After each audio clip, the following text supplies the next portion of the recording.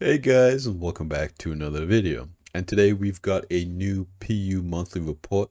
There's a lot to go over, so I'm not going to waste any time. We're going to get right into it. I will leave this page linked in the video description so you guys can give it a full read if you want on your own. But it seems like there's a lot of stuff in this, so I'm pretty excited to see what CIG has updated.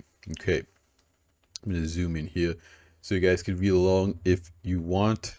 Okay, AI features team worked on a combination of fixes and new functionality, including an issue requiring a usable to have an interactable component. A problem was also solved with stance not being updated, causing issues with AI exiting cover.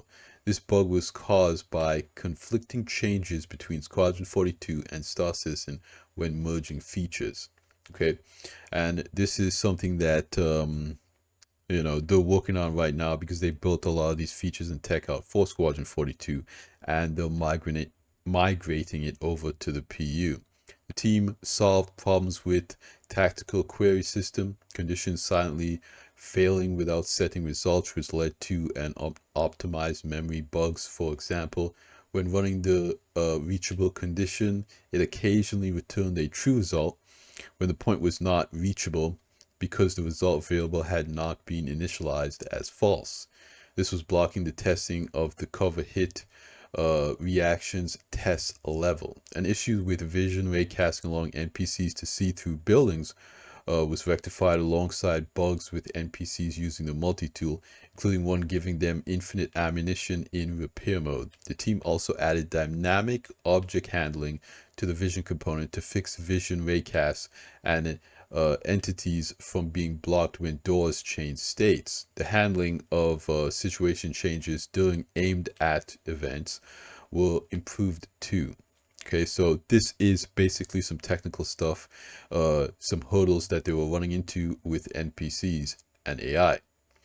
New functionality was developed to support and restrict movement within assigned scheduled combat areas, including being able to set up a schedule area and tags throughout the editor rather than just through the schedule.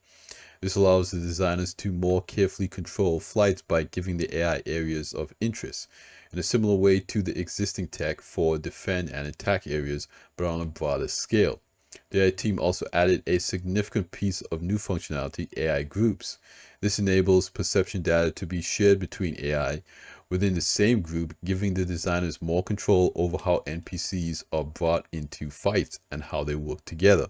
For this, the team added a variety of entity changes, including allows the designers to assign NPC groups, AI group entity, AI group entity component, a runtime component, AI group entity, export group members as object container data, AI group entity, a data forge record, unfriendly call to armed hood. So these are basically just like short programming scripts that call to different functions in the code that allow designers to quickly get what they need to have an event kick off. Elsewhere, the team reviewed and made improvements to how AI use wild lines, including adding new combat communication wild lines such as surrendering, grenade reactions and throwing, investigation, hit reactions, reloading, and perception reactions. A script was created to check duplicate and unused communication names in pursuit of the gold standard wildline setup. Wild lines are essentially just the NPCs saying things in the background that make the game feel a little bit more alive. Sometimes when you're doing bunkers, you might hear the Ninetales call out different things when they're under attack or when they're looking for a player in an area. AI tech. For AI tech, the team continued working on the AI vision and movement system for server meshing. This will allow NPCs to transition from one server to another without losing their previous context, which is another thing that is kind of interesting with server meshing is that sometimes you will have to retrack missions when you go across the boundary line. So it's super important for them to be able to figure this out. If a mission takes place kind of close to that boundary line, especially for when they do dynamic server meshing, and an event like Siege of Orison happens when a lot of people are doing that content. if a lot of people show up to Orson and the dynamic server mesh system decides to allocate 2 servers to that location, things might get kind of tricky. So it's definitely something that CIG wants to figure out and handle before they fully implement all of the features that server meshing really needs to come alive. Various optimizations were made too, including the new observable and vision components and 2 collision avoidance when NPC fly ships and drive ground vehicles. This is very interesting. We haven't really seen NPCs drive a whole lot of ground vehicles in the game. Updates were also made to the tactical point system queries used by ship AI behaviors. Okay, then we have art characters. July saw the character art team bring work on utility armor. They also progressed with specialist armors, supported requests for the character customizer, and worked through art debt for loot items. The character concept team explored new designs for fauna, while the hair team progressed with additional hairstyles. This is pretty good. They said that 4.0 is going to bring more character customizer options here and faces and stuff like that. But this new utility armor and specialist armor is something that they said that they've wanted to do for a long time. It essentially gives different perks and utility to different types of armors, like certain buffs for mining armor or salvage armor or combat armor, that type of thing.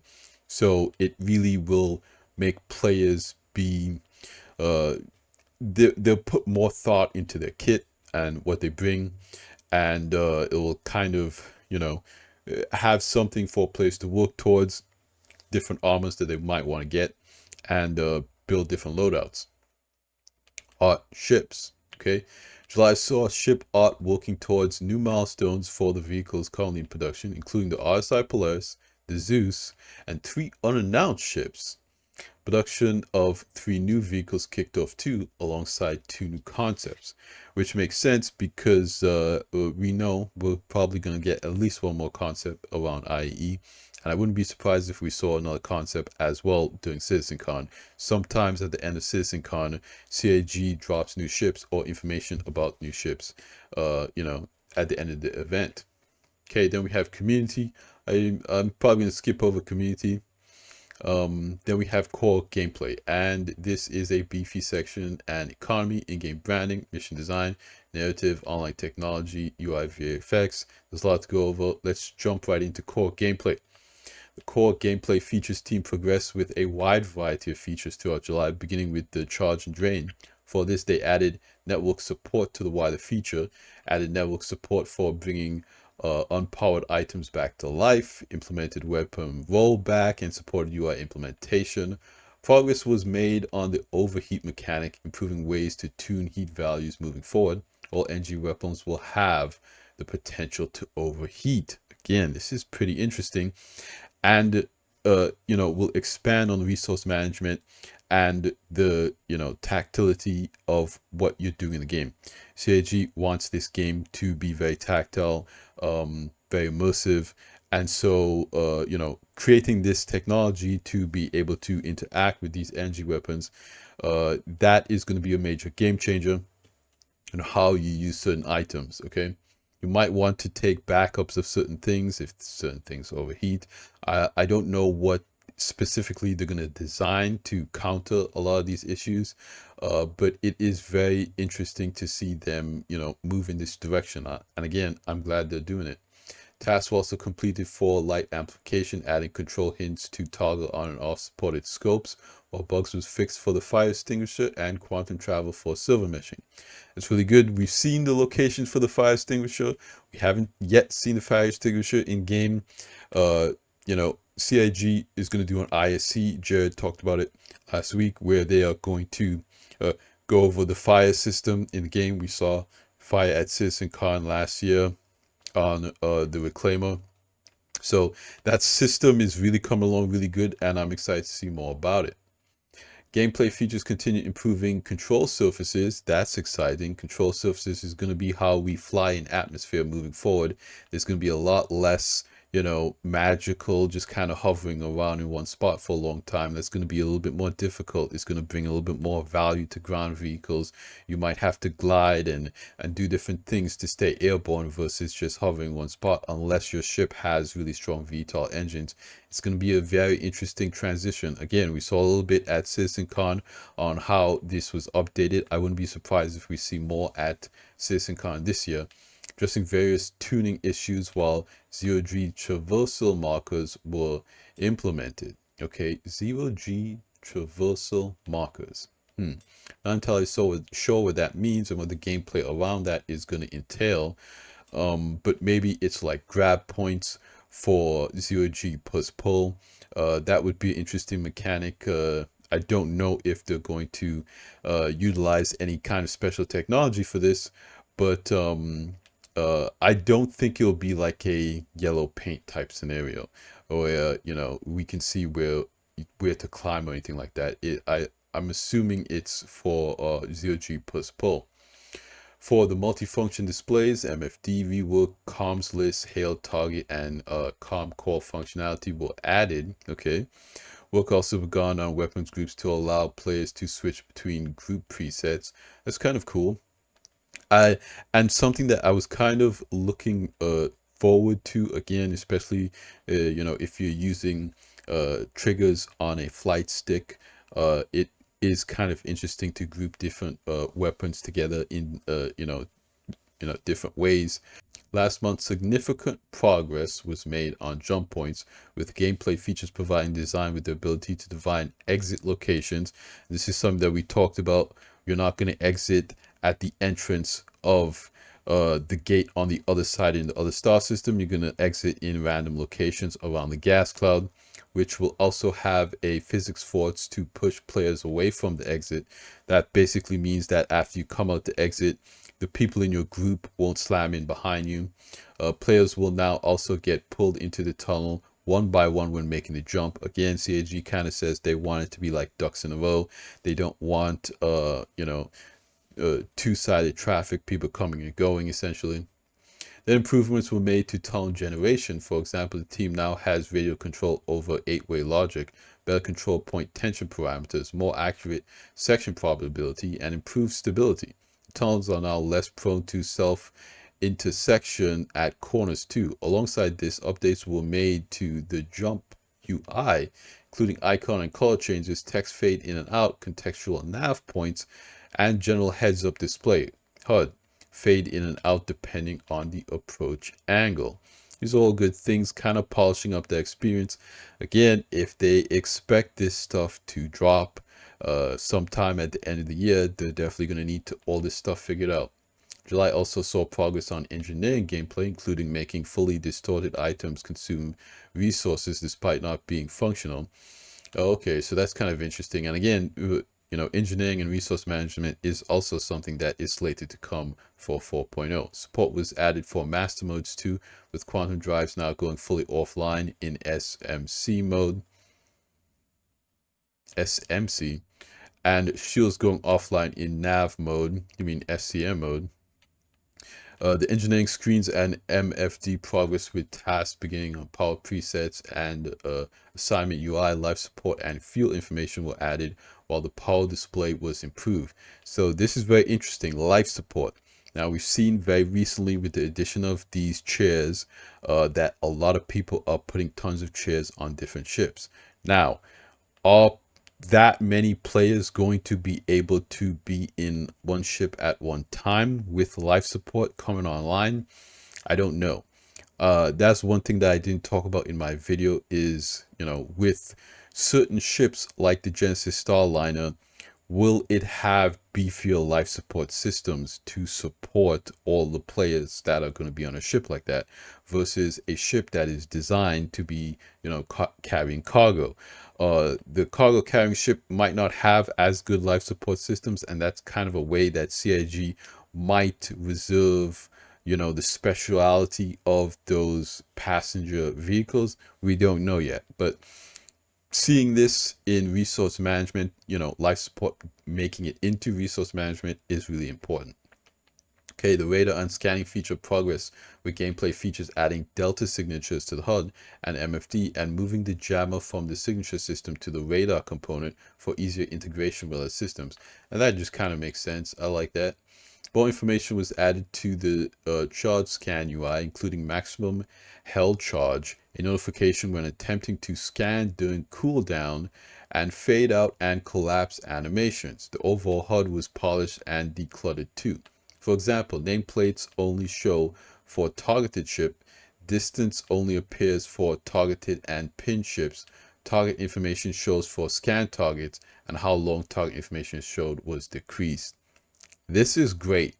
I know a lot of people have been complaining about how the UI looks like when you're in a big fleet battle. There's just a bunch of stuff floating all over the place and nobody could see anything. And this was something that I said before. It's just that we really only need to see basic information for ships flying around and then more information on ships that we actually target. So maybe just like a dot or something for a ship if there's a ship around, and then once you target that ship, you get to see the nameplate and all that stuff about the ship. It will clean up the UI a little bit, and it seems like they're working on overall polish and decluttering a lot of that stuff. And the new HUDs do seem to be a little bit more streamlined. Instead of having this big UI in your face, it's just kind of hugging the top of the dashboard on most ships.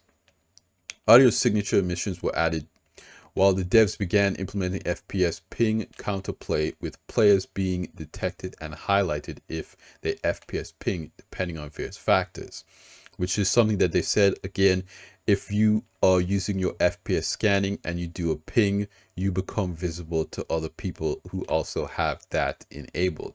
New vehicle annunciator system was added, which supports power, weapons, thrusters, shields, proximity, radar, quantum missiles, coolers, and shots. Following last month's progress on the mission refactor, the team added the option to spawn objectives at random points near planets, both inside and outside atmosphere. Alongside this, the ability to attach objectives to players was added. Contact generation was improved, contract generation was improved, and the new contract broker service was implemented. The latter was created by the online services team and enables full contract details and properties to be procedurally generated client-side for contract definition. This is really exciting. A lot of people have been complaining about the missions and contracts page in the mobiGlas, wanting different information. I'm interested to see how this actually looks like in game, but it seems exciting. Some of the stuff that they have built in here, like the contract broker service, I'm not entirely sure what that is, but it might be like, you know, players posting contracts for other players. Again, I could be wrong about what this is. Again, let me know in the comments down below what you guys think the contract broker service is, but it kind of sounds like players creating contracts for other players. It could be wrong, but that would be super cool.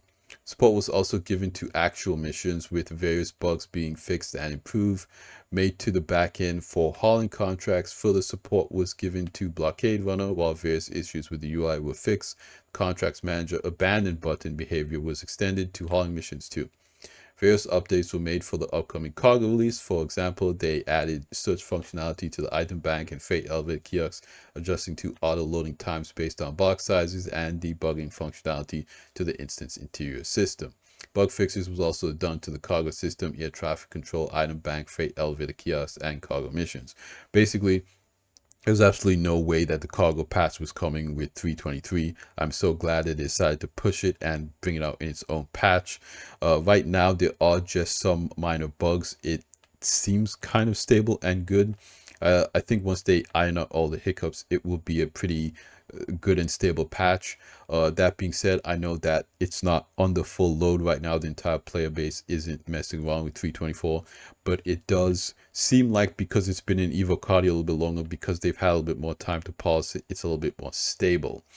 There is some issues with jankiness, items that you put around the hanger just being weird, but that's kind of just a general engine physics issue that Star Citizen kind of always has had. July saw the economy team progressing with their tasks for Pyro, including the outer rings. They also worked on a refactor that will allow them to create and modify shops in a more scalable manner. For cargo, balancing was done to the price and time of auto loading to give players the choice between manually loading or paying for convenience and speed. A balanced pass was also done on vehicle components, including new life support systems and jump drives. Again, all good stuff. Finally, the devs continued to develop their understanding of player profiles to ensure that each career is profitable according to the long-term vision of the economy. This is something interesting that I kind of talked about. I talked about them kind of setting baselines for each career so that it doesn't become a system where a player gets into the game and says, oh, this is just the most profitable thing to do, so that's what I'm going to do when I get into the game. I see a lot of people, new players, do that all the time. They're saying, okay, what makes the most money? What should I do in the game? I really think that they should really make an introductory phase, and I kind of see them doing that with these kind of the reputation with different factions is that you kind of have an introduction to what the gameplay is, and so you can kind of test out different careers and see what you like, so that when you start progressing down that track, you really start making more money, and there isn't just one catch all, get rich quick career that is better than everything else. Right now, that it is kind of salvage, but as time goes on, I hope they introduce some more detailed mechanics to kind of introduce players to different gameplay loops.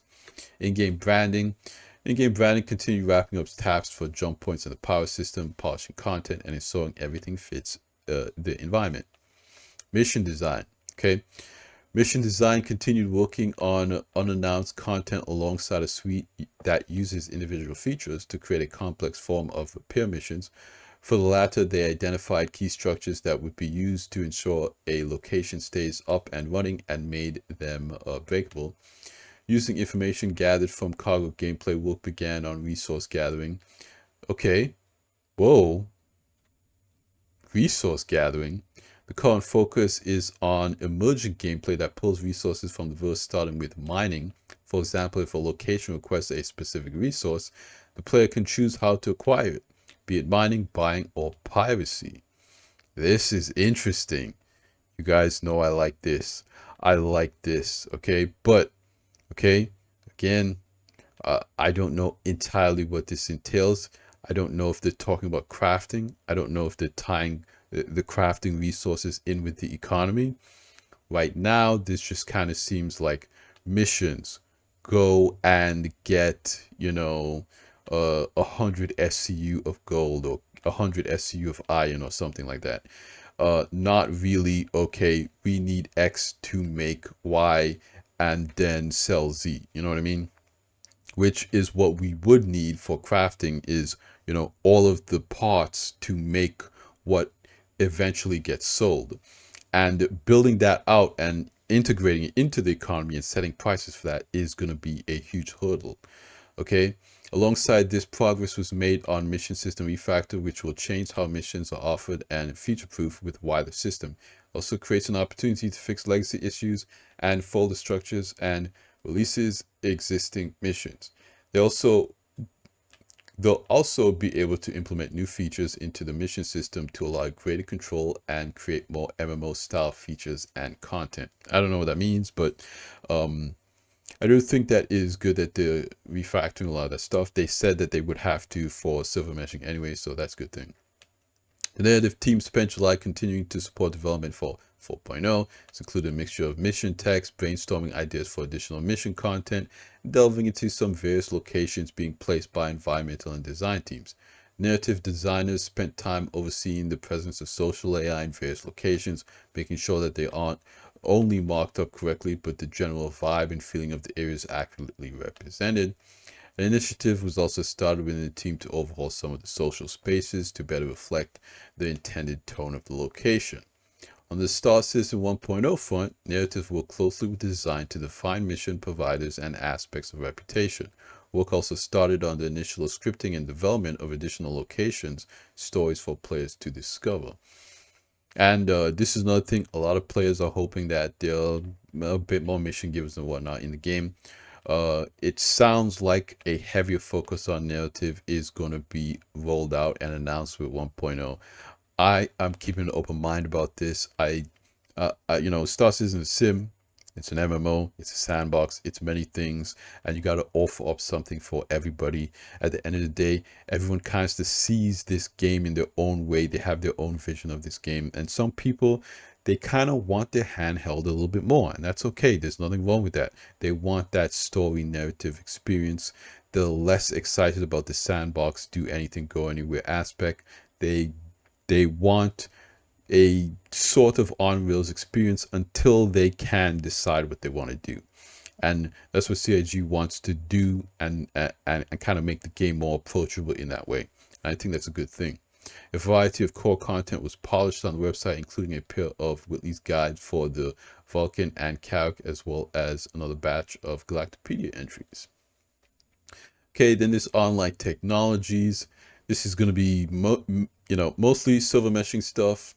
In July, online services team collaborated intensely with gameplay and UI teams. Team worked on potential mission and marker system.